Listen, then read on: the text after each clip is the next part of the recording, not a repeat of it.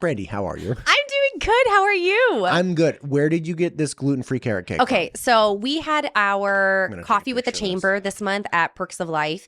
I saw that they had some gluten-free treats, and of course the kids wanted some hot cocoa. So we came and brought you some a gluten-free carrot cupcake or muffin.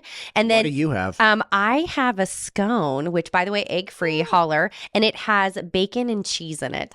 I thought it was apricot. Oh, no. I went savory this time around. Our coffees, by the way, it made my heart Look at that Can bacon I show and you something? cheese. My name. What's that? I love Wait.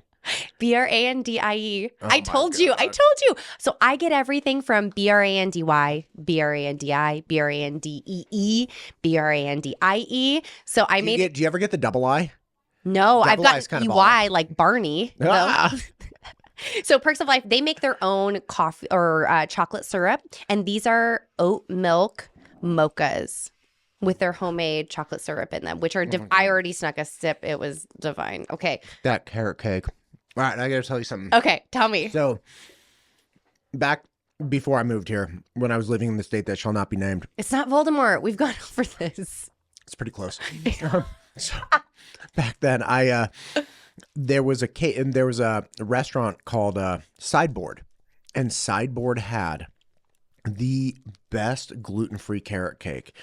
And the wife and I would go after we dropped it because we hit the stage where just before everything fell apart. We hit the stage where we could drop our kids off at school, and then our youngest was in TK, and we're like, oh my God, we have 3 hours. We have 3 hours to go. So we'd go at like 10 a.m. and it was our guilty pleasure like once a week. And we'd go at 10 a.m. and get cake. We'd get like the carrot cake. I love and that. Coffees. Because all we really want to do in life is like drink coffee, have a little treat, and like hang out. And it was, man, we were really blessed to have that close by. And I've struggled to find something to fill that hole in my heart, and this is it. You're welcome. Where did we get this? Perks of Life. Where is that? So Perks of Life is right. I believe it's off of Iron Eagle, just down the street from Kachi's. Oh, yes. It's right next to Senior Helpers. It's just down the way from that collision center. It is delicious, and they make obviously everything in house. They make homemade quiches. Like crustless quiches. I almost got you that, but the muffin looked better. Or the cake, whatever it's called. The cake is muffin. fantastic. I'm gonna avoid eating this entire thing. I'm gonna send a picture to my wife and just let her know that it's coming her way. Good. I'm glad. She deserves a bite at least. Yeah. We had a place in that where shall not be named. Did you ever go through a U2 phase where like you listen to a lot of U2, the band? No? No, that's a you think. No, I went through a Vertical Horizon phase and like a Matchbox 20. Matchbox 20. Oh, bangers. Soundgarden, Yes. Semisonic. Yes. Oh my gosh. Yeah. That was our. I can hear you singing to me in my sleep. That's terrible. That Oh was my worse than Frozen from off-key singing. I note to self, karaoke night. I love this for you. I feel like we need to put on the bangers. Listen, the jams. if you have Queen or Sir Mix-a-Lot, Violent Femmes, Big Hands, I know you. Oh, I'm all Shania Twain all night. Shania. Oh, all the Shania that I can possibly sing without somebody throwing things. Or if it's around the holidays, I could sing the entire Mariah Carey. Like anything that goes on at Abercrombie and Fitch is burned in the inside of my skull. Because of the time I spent there as a 19-year-old as a brand rep, Brandy. Oh, you were one of the attractive kids. That's so cute. They only hired attractive kids to work in their shop because it made every other kid want to shop there and dress like them. It is so embarrassing. We're gonna need pictures. Oh my Do you have pictures? God. We didn't have iPhones back then. No, I don't have pictures. Nobody like snapped and went and got it developed at 24-hour photo. I have a picture of me working at Disneyland, like my first year. I have a picture of me working at Golden Spoon, for goodness sake. I don't know. Listen, if there is a picture, it needs to be burned. I'm gonna find one. I'm gonna look on the internet. I had to wear their jeans and I had to wear their shirts and they were like attractive kid problems. Yeah, they were like, you get 50% off the clothes, and I was like, oh, cool. Now, mind you, the only thing I knew about Abercrombie and Fitch was that my girlfriend from high school, April something or other, Memorable. She told me my senior year, my sister was like, hey, what do you want for Christmas? And or maybe it was my junior year, and the dumb girlfriend was like, oh, tell her you want cool clothes. Now, mind you, do I look like somebody who wants cool clothes? No, right? That's why we obviously didn't, make it. We didn't why. It wasn't me and her against the world. It was like me and her trying to make me something I was not. Like, she wanted to pluck my eyebrows. I'm like, what are you talking about? She was like, and here, like, do all these things and wear cool clothes. I'm like, this is not gonna work. So the only thing I knew is that my sister got me a pair of pants and a long sleeve shirt from Abercrombie. And I was like, oh, $230 later. Right. It was like 97, 98. Ew. Or no, if I was like 98, 99. Anyway, it was an orange long sleeve shirt. It said like Abercrombie. I was like, this is actually really good quality, which is always my gripe because Abercrombie and Fitch at the time had really good quality stuff. Like the cotton was thick. It wasn't, juxtapose that to like Old Navy, which is like kind of looks cool, but it's paper. Like it's going to fall apart in a couple washes. Exactly. So that's the only thing I knew. So like these people come onto campus because I'm like walking through campus, like at the end of November, being my dumb little self. These people come up and they're like, hey, do you want a job? I was like, I mean, doing what? They're like, we would love it if you came and worked at Abercrombie. Like, you have a great look. I'm like, first off, that's a lie. But like, they're like, just my girlfriend dressed me. Yeah. No, oh my God. I was a hobo. Anyway, so I think these people looked at me. They're like, if we could just pluck his eyebrows and get him good. There's a reason I look like this because they knew then. They must have talked to April. The point is that they hire me and I'm like, okay, what do I do? They're like, well, you get 50% off on clothes. I'm like, oh, that's awesome. Because like, college cheap clothes that are high quality. I was like, yeah, I would love that. Like you only get 3 items at 50% off. And you're going to have to use them on our clothes to walk around the store. I was like, damn it. So I had one shirt. I was like, I know. I'm just not spending it on anything. I'm going to get one shirt. I'm going to get one pair of pants and one sweater. It's a philosophy at that point. Yeah. And then they got really mad because I only had one shirt and it said like in big bubble letters, smooth. And I was like, well, I don't know, whatever. And they're like, you're going to need to get new clothes. I'm like, you're going to need to pay for new clothes. You're going to need to provide those. Right. You're going to have to give them to me. I don't know. But I was like, personable Matt, 19-year-old. Did you work there? I worked through this. I worked through the winter thing. So it was like December and January. Okay. And it was ridiculous. I had to take the bus from my apartment. So I walked out of my apartment, went to the bus stop. I'd take the bus to BART. I'd BART in to like Embarcadero, and then I'd walk to the store. I'd pull these like 8-hour shifts or 10-hour shifts on Saturday and Sunday because it was a crazy rush. I'd get like 20 minutes to go spend, $15 in the mall on lunch because I was like, well, and I'm only making $8 an hour, and that's after tax, the 15. So it was like, it took 3 hours of my pay to just pay for lunch. And then I'd like take the BART back and then take the bus back. So it's like, at the end of the day, if I should have made $80, I ended up going home with like $15. And I was like, lame. This is really making me question my Abercrombie jeans because I will be really honest. The quality of those jeans is still okay. Is still pretty good. And even like my girlfriend and I had gone to Arizona a few years back and we'd gone to the mall. Just because I was like, we're like, what else are we going to do today? Like we might as well, we're kidless. We're kidless. We might as well go walk around the mall. And we did. It's like you're back in high school. What are you going to do? Get your dad to drop us off the mall. Did you buy scrunchies? No, but I did buy heels that day. So. Oh my God. Keep going. So we went and she literally went and was looking for a good pair of jeans. So we were looking and I was like, I just live a very low bar lifestyle.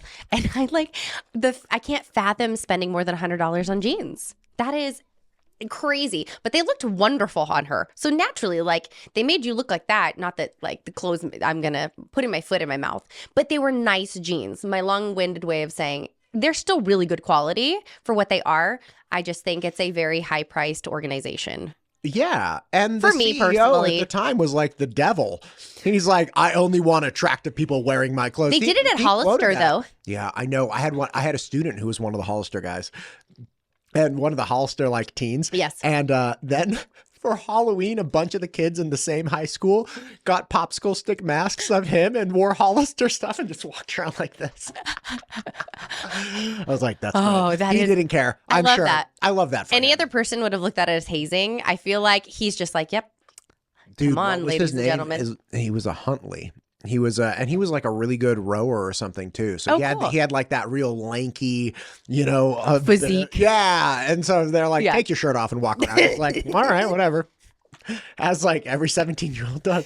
Whatever, I don't care. Yeah, and they don't think about the qualms about any of that. No, I don't think they do. The early 2000s, man. Man, the early 2000s. Ripping and rolling. Ripping and rolling. Let me ask you something. What do you think is going to be, what do you think we're going to look like back on it about Eagle? Like, let's make the assumption that you and I are in it to win it, which I am. We are. I can't. They're ever so stuck move with again. us. They're stuck with us.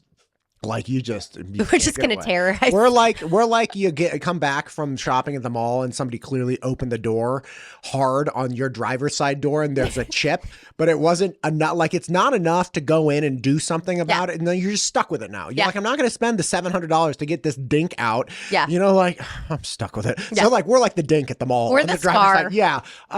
Love that for them. Anyway, what do you think that in 20 years when we look back and it's like 2045? We're going to be like, oh, you remember Eagle in 25? Do you remember Eagle in the 20s?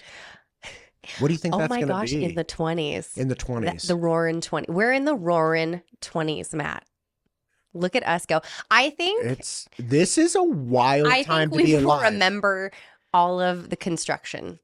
Oh my gosh, do you remember all of the road work they were doing and nobody could get anywhere, and we'll make a joke of it by that point? I feel like that'll be a big thing. I feel like in the 20s, we're gonna be holograms. Obviously, we're not even gonna be meeting in person. We're gonna be digitized. So no, maybe, possibly. It's just brutal. I had a guy out here. What do you think we're gonna remember? I think. Okay, so first off, the Roaring 20s is a great reference, right? Mm-hmm. We start 3 months or 2.5 months into this 20s decade. We had the COVID lockdown. Mm-hmm. So like. Talk about starting a decade with a bang. Just like, boom, everything you think is happening is not happening. Mm-hmm. Like, it's cray-cray time. Yeah. And I don't know. I think this period is going to be one of, like, just real intensity. I feel like... It's a transition. It feels like the 20s are the transition years. Okay, so here's the thing. We don't have here on Earth, okay, if you're on the surface of Earth and you get, what's that little stupid toy with the balls? It's like I don't know what it's called. I know what you're talking about, though. It's like the pendulum. Yeah, anyway, the pendulum. Those eventually slow down. Okay. You have air friction and you have loss of momentum through like heat when they collide with each other. You have all kinds of little things that slow things down and you lose momentum. And I feel like we just had in going into 20, we had like this whole setup on our table and somebody came in and was just like, rah, and shook it and everything was falling all over the place. And eventually things come to rest. And I think that's what's going to happen by the end of the 20s. Like we went through this crazy time. We had this big kind of awakening as I feel like Americans with, communication, how we perceive the world, how we perceived our country, all of these things. And it's like, well, like I think people are moving away from like the love of crisis. I think people still really want us to buy into it, but I feel like we're going to lose a lot of that momentum to like friction and heat. And it's like, look, we're going to calm back down and get back to reality, at least somewhat, or maybe we'll go into a Great Depression. I'm not 100% sure one of the two is going to happen. Funsies. I don't know. I feel like even if it was to go in that direction, there is this like revival of the like neighborly spirit. I think COVID really pushed us so far apart that everybody realized how desperately they needed human connection. So I feel like the coming back together and the revitalization of community, of neighborhoods, of friendships, of in-person connection, because we live in, like we said, a digital age. We joke about holograms. But like when you think about it down to the roots, we went for years of not being able or not being allowed to see each other face to face and having guards up, literal plexiglass guards up. But here's the thing. We went through that. Mm-hmm. They didn't go through that.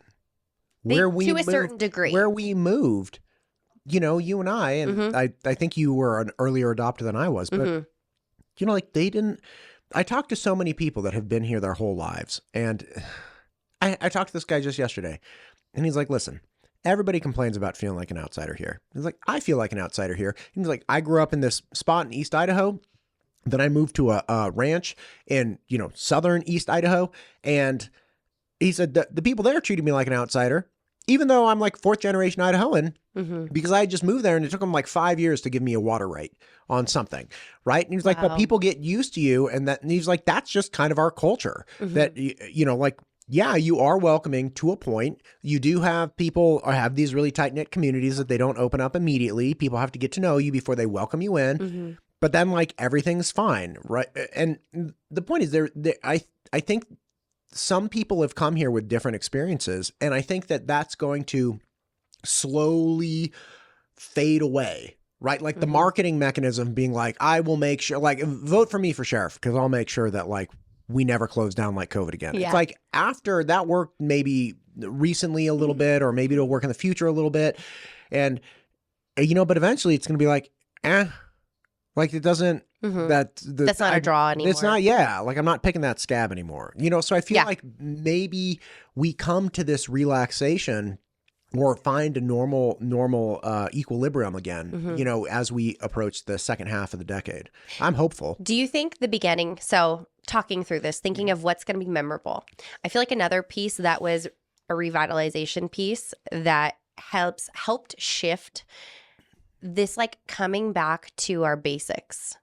We lived I feel like in the early 2000s, we lived a really fast life. Like I never stopped. I worked 2-3 jobs. I went out with my girlfriends. I went to college. I did not stop. I barely slept because, you're young and and I feel like though, like a lot of adults were doing that. But I think COVID forced us also to stop and be home and learn what kind of rest felt like. And what does cooking as a family again feel like? What does being home and gardening or having chickens or baking sourdough, something as simple as sourdough.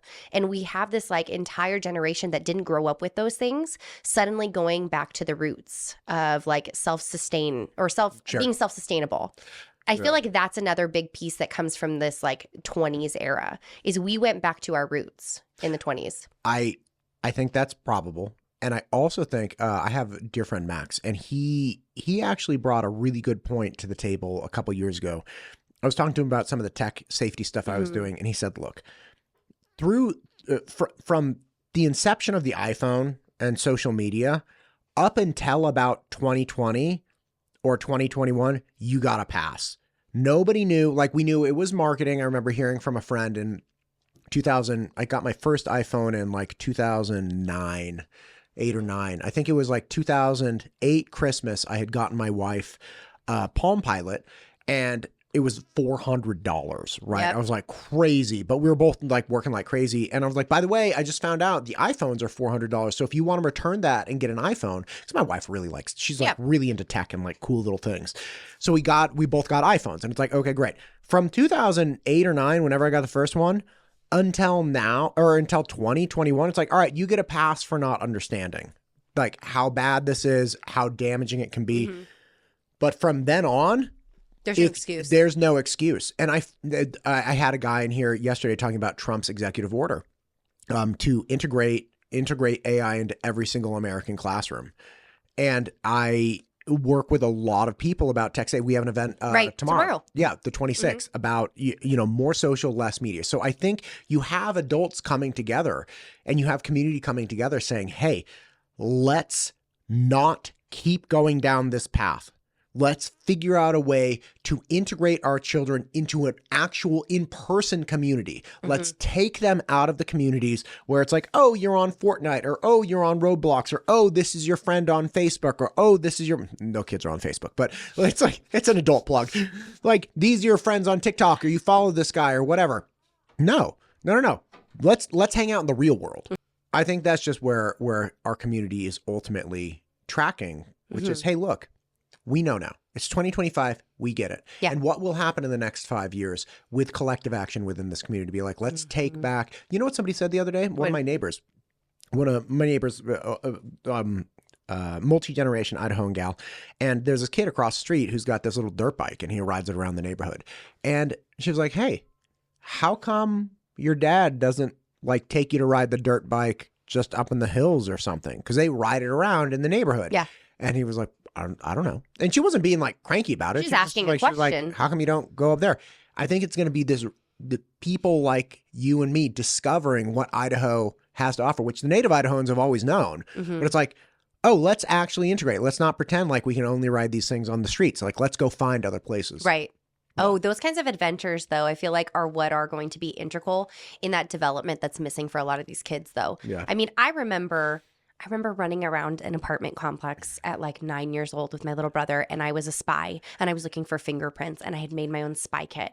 But I'm running around an apartment complex in the place that shall not be named at like 9 years old. Maybe 10. Sorry, Dad, in advance. But like, it's one of those pieces of like, there was adventure and there was intrigue, and we went and we rode motorcycles in the canyons. We did. Right. And we have these memories and experiences that a lot of these kids, because it's a hustle and bustle lifestyle, don't have that opportunity. So to explore Idaho and to find out what those gems are is insane. We've talked about going to, there's like a waterfall, and you have to hike up to it. Yes. That's on our bucket list for the summer. Yes. That is one you want to go to. So check this out. And I just briefly mentioned this. Susan Buxton's the director of Parks and Rec for the state of Idaho. She and her episode just came out today. She is all in. She's like, I want to show you all of it. You're my in man. Yeah. And she literally said, she's like, what are you doing next week? There's still enough time for the snowmobiles. And I was like, shut up. Snowmobiles? She was like, yeah, I can take you to the yurts. I was like, the yurts? What? There are yurts in the snow? And so this is the thing. In Idaho City, like just past Idaho City, I guess, there's this like state park where you have to drive snowmobiles up to these yurts that are like, you can reserve them and they're super cool. And so she wanted to take me on the snowmobiles to the yurt. And I was like, this is wild. I can't do it next week. And even if it's super cool, nobody else is gonna be able to do it because the snow's melting. I was like, wrong season. But like, let's revisit this in November. Oh my God. Yeah, these are cool things that I feel like our entire community of Eagle would love to know. Like, have a short list. Yes. Okay, so when you're going on your adventures, like if we could find a way to be like a quick blog post of like, hey guys, here's my top 5 places I've seen in the last 6 months that I think you guys need to check out. Yes. And just having those kinds of things available for our community. Think about the tourism aspect. Think about the wonderful community that we have. They come together. You don't think they're going to go and support an entire community and bring good travel to them and good income to their businesses over there? It'd be great. It'd be beautiful. I have this vision on the ranchpodcast.org of having this build out of like the tabs at the top where it's like Parks and Rec or, like medical or education or whatever. So whenever I talk to different leaders or engage in different things, have them in like buckets. Have them categorized really effectively. So it's like, oh, if you want to see the Parks and Recs like list and recommendations or listen to these people, like go here. And then you're like, oh my God, here they are. I have this vision. I love that. That would be really great. Let me know when that comes to fruition because we could always link it to that kind of thing. Yeah. So people can circle back. Are you aware that there's an election coming in May? What? May 20th, I believe. Are you aware? I was not aware. There's an election coming for many things, among which... I might sound ignorant saying that, so forgive me. Wow, I didn't know that. Sewer district, some other things. The Ada County Library District and Meridian Library District. So... if you're interested in the libraries in those districts, there's an election coming up. So naturally, I reached out to everybody who's running offered them a spot because somebody sent it to me. He was like, I don't know anything about these people. Did anyone take you up on it? Yes, many have. So I'm trying to get all of them. And I'm trying to, again, be like, look, I'm not like... let's understand. Let's drive out a vote. You didn't know. Nobody knows there's an election coming up. And it's one of those elections that everybody wants to engage in. We use our library multiple times in a week. Right. So that it would be something I'd be very interested in learning about. Right. And understanding like, look, what is it? What I really want to know is like, why are you running for a library board? Like, what is it? Mm-hmm. Right. Are you feel convicted either direction, right? Are you really in favor of libraries and think they can do no harm? Are you not in favor of libraries and think they're doing a lot of harm? Like, do you like what is it, right? Because again, we need to have this conversation and perspectives around libraries need to be heard outside of this screaming and yelling from like the library board. The other thing too that I find interesting is it's a board. It's not an individual like dictator, right? Like it's not the executive director. So what you have to realize is no matter what people say, Phil Gore, who's this educational guy, was talking to me about school boards. And he was like, listen, the number one thing you have to wait for is if you hear somebody saying that they're going to fix an issue, you have to be very cautious because they will have, for school boards, 1 vote out of 5 people. So if you get an advocate for like coming into a school district, like, hey, this is a problem, I'm going to fix this. And people, you know, like they rally support around that. It's like, how are you going to do that? Even if you think that's the right thing to do, you have to get everybody else. You got to get everybody else on board. It has to be, you know, and maybe the problem that you see is actually far more complex than what it appears on the surface. And like, you know, and I think we all experience this with electing people and this thing like, why didn't you do the thing you said? It's like, well, there's a lot more to it. There's a lot more to it. Yeah. So I'm really interested to see what the people for the library come out and say. I hope it's a great conversation, and I'm excited to looking forward to that specifically because we are heavily entwined. Like Vinny the other day, he went to a Pokemon tournament that the Boise and the Meridian Library District put together for free for any of the kids in these Pokemon clubs that want to be a part of it. And there was at least 40 kids there at the very minimum. And they structured it and the kids all got snacks and Pokemon cards and all these things. So I truly believe that there is a wonderful community being built within these libraries. So I'm really intrigued to find out what these people's intentions, what their why is, what are the things that they're hoping to shift. Because that'll be really intriguing. Shift or continue supporting. Exactly. Because look, to your point, I think what most people know about our libraries is the contentious nature of a very tiny selection of books that were accessible by minors in the last several years. Yes. Okay.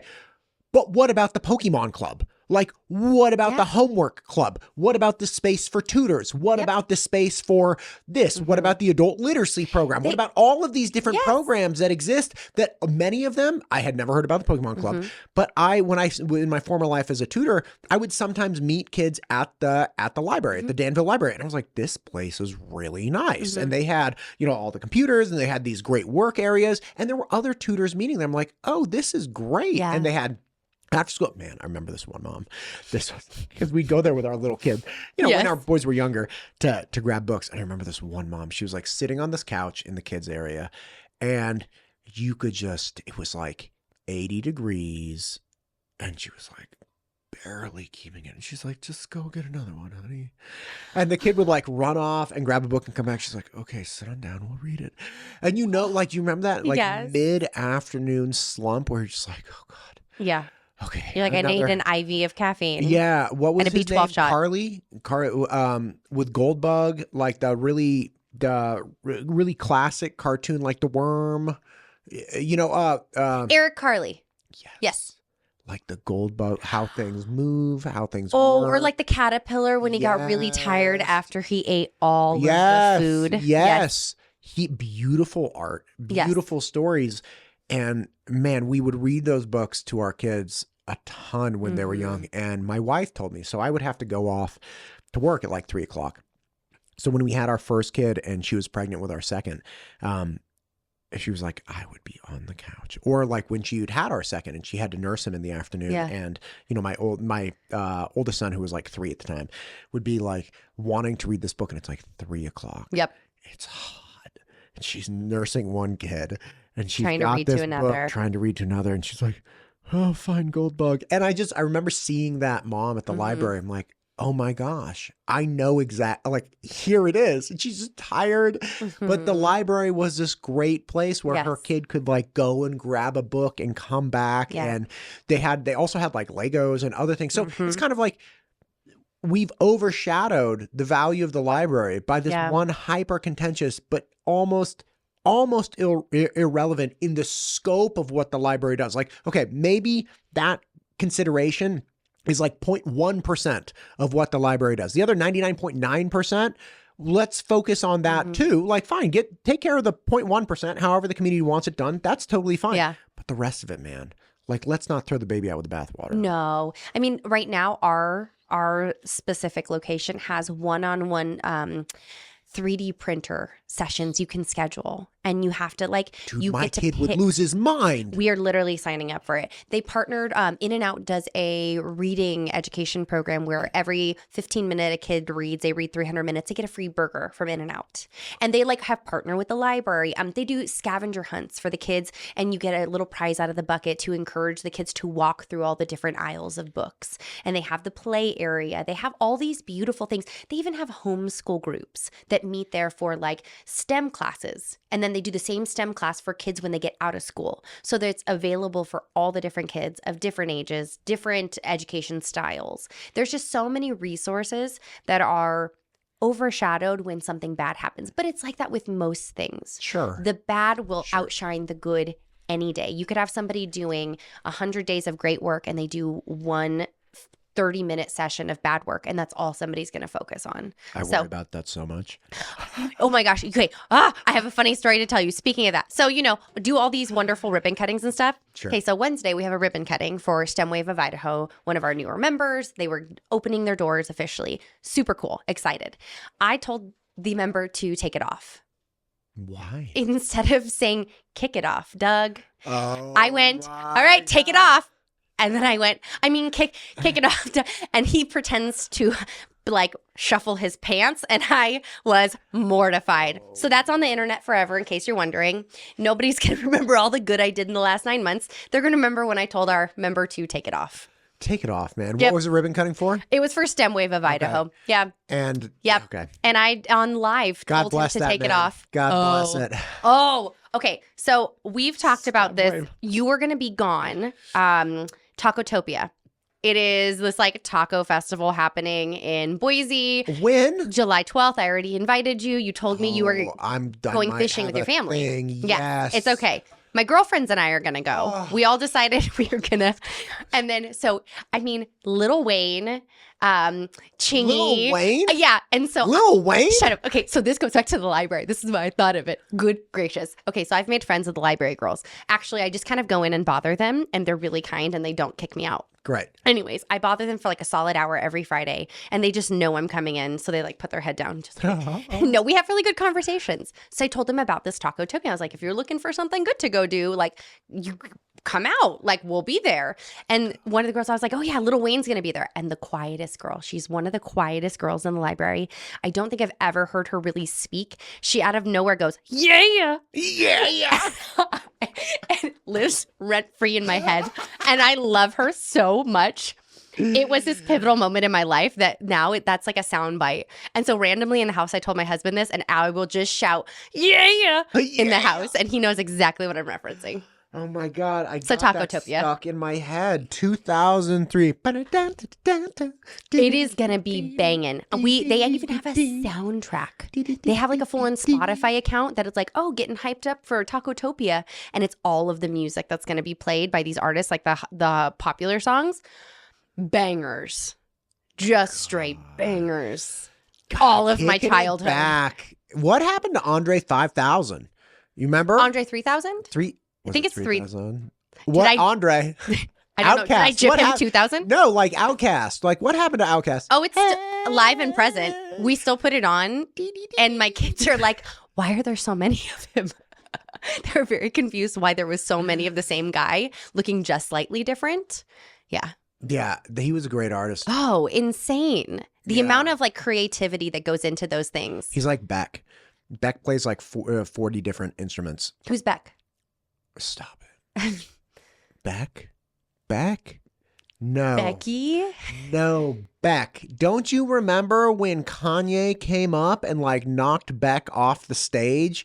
Because Beck got an award, and Kanye came up and was like, it wasn't the Taylor Swift thing. It was, See, that's all I keep remembering. no, is the Taylor Swift it thing. actually was. It was Beck beat out Beyonce, and he came up and Kanye Ye came up and was like, yeah.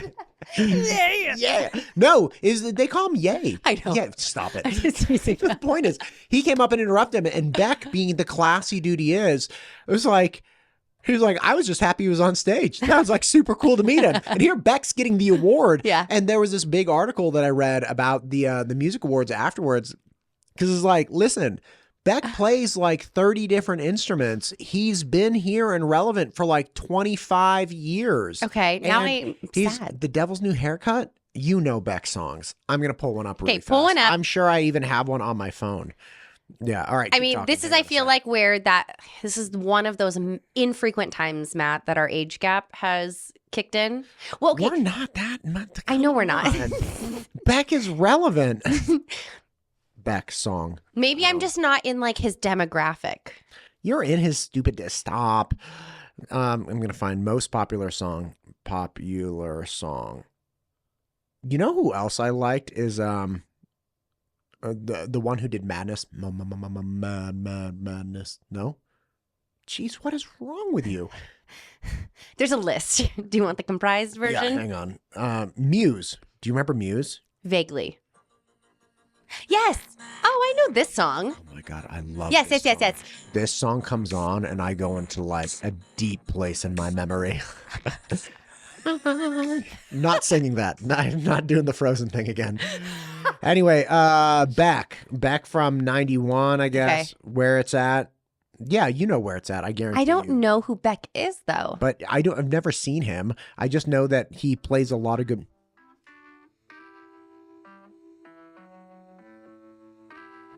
Brandy, are you serious? I'm 100% serious. I listen to Earth, Wind, and Fire. I'm like old school R&B. Oh my gosh. Okay, and 90s like rock. How about this wasn't hang on. How about this one? Okay, I do know this song. I know you know this song. That's my point. I knew you knew a song. This is like my soundtrack, my mantra. It really is. No, stop. Stop. You know what's nice about being... Don't talk bad about my friend. You know what's nice about being able to admit you're a nobody is that nobody has any expectations of you. I did a presentation at this media career event. Okay. At BSU. They invited me, and I was so pleased to go. But you mean the one I screenshotted and I was like, yeah, I'm famous. I was like talking to people like, I don't pretend to have the answers, and that allows me to go on day by day. Yeah. But if I had like taken positions on things and then had to look at myself in the mirror, it's like, oh, you screwed that one up.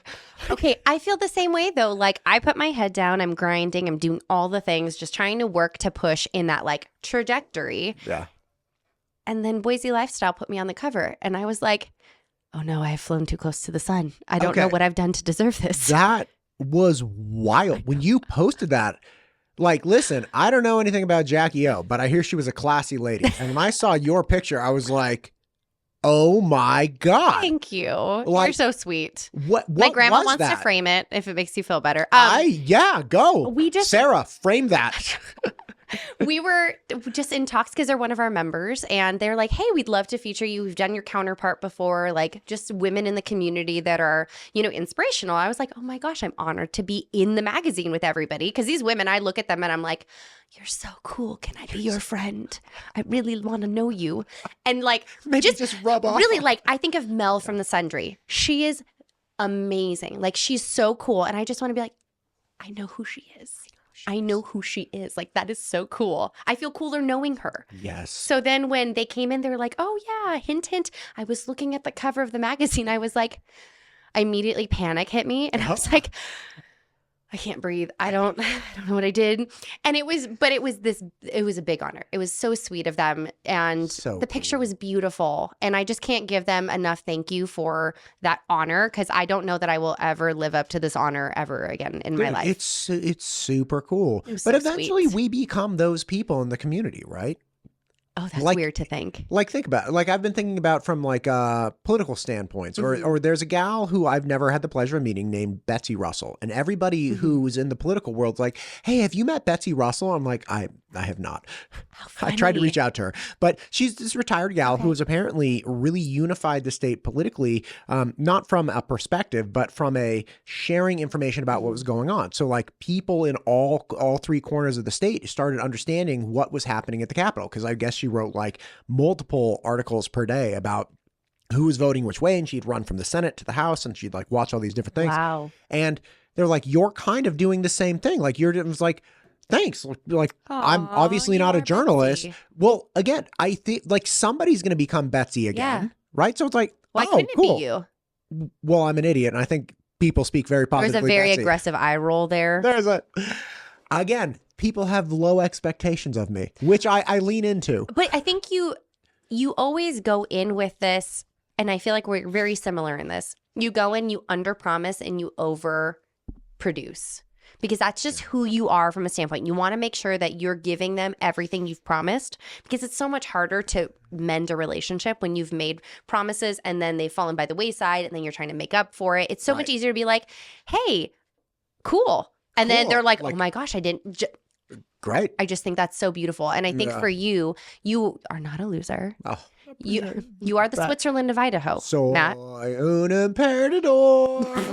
I'm a loser, baby. Yeah, it's fantastic. But we'll be those people eventually. Like if you stay in the chamber stuff, then like eventually we'll both be like, oh, these two have been at this for like 20 years or something. Yeah. And it's like, great. And That's bananas to think about. And then you're like, do you remember the first time you were on the cover of the magazine? And you'll be like, yeah, I remember that beautiful red dress. Aww. Right? Like that's what happens eventually if we keep kind of chipping away at it, right? It's just crazy because I don't ever think of what that looks like. I always think of like, what is this new project? What's this new challenge? And how does it keep that momentum in our values and our goals and our mission? So I never really think about like, what does that mean for me? I'm always in the mentality of what does this mean for the chamber? Sure. Or how does this serve my community? Yeah. So I never think of it in that perspective, which is kind of bananas.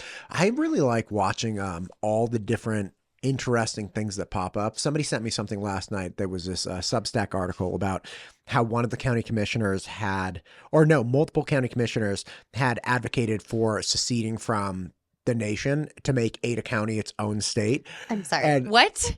I know. And as I normally do, I just text the county commissioner. I'm like, hey, was this you? And I realized just after I sent it to him, like, wait, just look at what else had come out on this channel. Yeah. And it's clearly satirical. Yeah. Like it was, and I read part through some of it, and one of the county commissioners was like, have you ever been to Caldwell? It's a dump. And it's like, he would never say that. He would have like, never that's said that. Not true. And so I'm like, oh, this is like satire. So somebody's trying to start this satirical Substack about Ada County and, like the conflict between, Boise and other conservative areas and the whole bit. And I actually got kind of excited. I'm like, this will be fun to watch. It'll be fun to see what this dude does and how he navigates this, if he has staying power, right? Okay. Like, you've been around long enough. I have been around long enough where we've seen people who are like, this is good. Just keep it up for like 5 years. Yeah. And you'll crush. Yeah. But it's like the staying power of keeping something up for 5 years is like impossible. Episode. Oh, yeah. Well, and once you've hit that like momentum breakdown, right? How do you keep pushing yourself forward to continue? Right. But if you can put in the time and you can put in the energy consistently, amazing things are going to happen or can happen. Right. My mom took business accounting or business class at one point. She went back to college later in life, and I remember her telling me when I was a teenager, she's like, listen, the average business loses money for the first year. They break even for the second year. And then they slowly start making money the third year. And I think it was this gal had opened a Blimpie sandwich shop, and my sister was working there, and she was losing money. I'm like, how could you run a business losing money? And so my mom explains this to me. And now as an adult, I'm like, I totally get that. Like my path is kind of paralleling that, but the whole profitable nature of that business paradigm is like at year 6, where it's like you kind of slowly start making money, but then you reinvest in the business, and then you're paying your employees, but you're not really paying yourself, all these things, and then boom, at like year 5 or 6, you're like, okay, I made money. Yeah. But you got to get to like year 5 and 6, which is the darn hardest thing. Well, and we watch so much of that happen in the Treasure Valley with small businesses coming and going. I think of businesses that have been here for years, like Bodacious Pig, Rembrandt's. They become features of the community. Dude, Rib Shack. I went to Rib Shack the other day. I literally looked at their menu this morning. It was so I was craving ribs. Ends. They hooked it up. Oh my God. Look at this. I have a picture that I took that I meant to post, and I will. We need to reach out to Rib Shack. We need to reach out to Rib Shack because I love every second of Rib Shack. Check this out. Okay. This was their burnt ends. Okay. And a smashed potato. The guy really, because I just got the burnt ends, and he very kindly was like, hey, have a smashed potato. I want you to we really cool. And I was like, oh my God. And again, that looks insane. Super delicious. Like, look at that. And the cutting board, the presentation on the cutting board, I was like, come on, man. You just rocked it. And by the way, It was better than it even looks. Seriously? Yes. Okay. That's hard to find. Dude, it delivered. And they had, I used the, I think it was like the Tennessee barbecue sauce that they have. So good. Is it a vinegar base? Yes. Oh, yes. They're not messing around. And they have, No. you know what else they have? At the door, when you walk in, they have paper towels right there, like a roll of To paper like towels. wipe your hands. No, you rip one off and say, "Can I try a rib?" It's like C's Shut candy. up. And he's like, "Yeah, sure." The See's candy of barbecue. Yes. Oh my gosh. They, no joke. And Rib Shack hooks it up with a rib. And I tried the rib. I was like, oh my, like I was hell bent on the burnt ends, but I was like, if I wasn't doing burnt ends, I would do the ribs for sure. That is so And I was exciting. like, that's great. Like, this is giving. Like, I love businesses that are all offense. They're like, I'm going to Yes. shove so much goodness at you, you're not even going to be able to stand it. And you're like, oh my God, too much goodness. You're going to have to say yes. It's a because you real don't life even 7-Eleven. It's the real life too much good stuff. That's what Rib Shack is to me. Oh, one love Now Rib Shack. I really miss 7-Eleven. Oh, thanks, Matt, a lot for that. Oh my gosh. I used to get their Slurpees. We would go on like 7-Eleven day and we just chug it and then you slurp as much as you could to make space and then you refill it real quick before you pay. Squeeze of the juice. Yep. From like Encino Man. Yeah. Yes. Oh my gosh. I remember we are going to California thou shall not be named this summer to go visit family. And now that is on my bucket list as a cherry Coca-Cola Oh, yeah. Slurpee. So I had a specialty Slurpee straw. So I had a straw that had a frozen. So it was a big rigid straw. Okay. It had a frozen brain. So a brain in an And it ice changed cube. colors when you Changed went colors. through. It also Yep. had the straw and a spoon at the Yep. end, so you could slurp It's it. the And only way you can do it. dude, it was great. Yeah. It was great. Those had to be like 1,000 grams of sugar, though. Like, Oh, could you imagine? not even like I can't imagine like my childhood without them. But I also thinking as a parent now, I'm like, that was a choice. That was a That was choice. quite a choice. But we're not diabetic yet. No. Like we snuck it through. Okay. I was burning like 10,000 calories a day. Oh my gosh, What think a- of all the food dye. Oh, the massive amounts of artificial flavor and food dye and sugar I can't alone. say that didn't hurt me. I guarantee you some red 40 got into my brain. Yeah, and I'm pretty. It's over. It makes a lot more sense. I could have been something. And instead have I'm been a podcast contender. guy. Could have been a contender, I Matt. could have had a skill set. And instead, This I is do a this. skill set. Not really. Communicating to people is a very, very I'm necessary talking to skill you set. and drinking coffee. Like, that's not a skill set. This is life goals here, if nothing Life else. goals. It is funny to see how many people struggle with recording themselves talking. That is one thing that I heard other podcasters say in years before I started mine. They're like, this is an art. I'm like, huh. Wow. I wonder what that's like. You don't know until you try. And like I required, before I published my first podcast originally, years back, I was like, okay, look, if you're going to do this, you're going to have staying power and you're going to have to do it when nobody's listening. So I required of myself that I record 10 podcasts that never get published. So I had to go through the process of Wow. talking into this microphone, formulating my thoughts, doing all these things, and then they died anyway. So it's like, no, Wow. that's it. Like, you have to be comfortable. If no one ever even has a chance hearing it, it can't be the positive feedback. I didn't know that. Yeah. And then Wow. then I started recording and I sent those 10 out.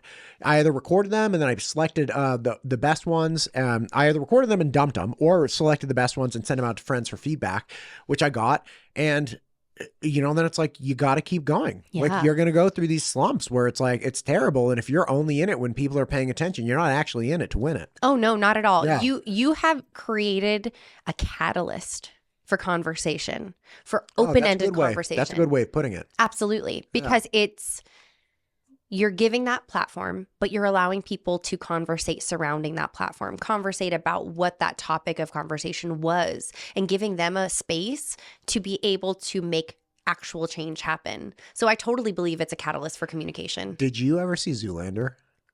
I've seen the part where he comes out of the rhino because my husband. No, that's Ace Ventura. Oh, That's Ace Ventura 2 when he's in Africa. Bumblebee tuna? Bumblebee tuna. hot in these rhinos. Yeah, no, that's No, not. I've never seen Zoolander. Oh my God. Is it the one where they're models? Yes. Okay, I know of it, but I've never Why seen no it. models? There's the scene when he's at this party talking to who was in E.T.? Who's the gal in E.T.? The young girl. Drew Barrymore? There it is. I swear he was talking to Drew Barrymore or someone else. Okay. But she was like, they're supposed to be like these Hollywood types. She's like, it's so cool how they're at this party. She's Yeah. like, it's so cool how you like went away and then came back and like all these things. He's like, I got to go, but when I come back, I'd love to keep talking about this conversation. She's like, right on, man. But what you're saying is like you have a conversation about the conversation.